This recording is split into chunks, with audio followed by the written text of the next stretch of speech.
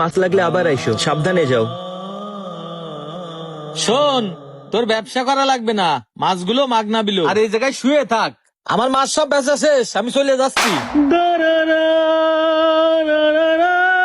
শোন, তোর এই মাছ বেচে বাড়ি যেতে হবে না, আমার মাছ বেচা শেষ, আমি চলে গেলাম, তুই থাক, ব্যবসা করতে আইস।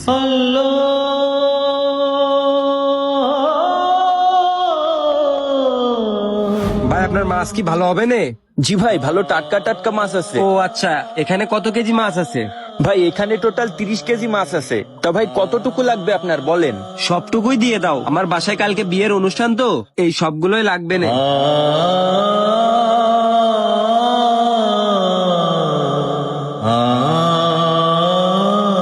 ভাই 30 কেজি মাছই নেবেন? হ্যাঁ ভাই, 30 কেজি মাছই লাগবে আমার। যাক আলহামদুলিল্লাহ। আচ্ছা তাহলে আমি মাছগুলো প্যাকেট করতেছি, আপনার যদি কাজ থাকে আপনি করে আসতে পারেন। আচ্ছা ঠিক আছে, আপনারা দুজন মাছগুলো প্যাকেট করতে লাগেন, আমি একটু কাজটা সেরে আসছি। আচ্ছা ভাই, ও চাচা প্যাকেট করো। আলহামদুলিল্লাহ, দেখিছো চাচা, রিজিকের মালিক আল্লাহ, সেই উত্তম পরিকল্পনাকারী।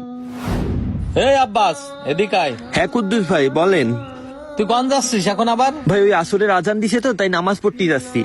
তুই আবার ওই মাছ বেচা বাদ দিয়ে তুই আবার নামাজ পড়তে যাচ্ছিস? শোন, তোর একটা কথা কই শোন, তুই একটা কোনো মসজিদ দেখে ওই মসজিদই মুয়াজ্জিমের চাকরি নে, হনে আজান দিবি আর নামাজ পড়বি, তোর ওই ব্যবসা ট্যাবসা করা লাগবে না, ঠিক আছে? কেন কুদ্দুস ভাই, আপনি এই কথা করছেন কেন? কেন, তোরে কি কব? তুই আবারও ওই মাছ বেচা বাদ দিয়ে তুই এই যে নামাজ পড়তে যাচ্ছিস, তোর ওই মাছ থাকবে, পয়সা যাবে না সব।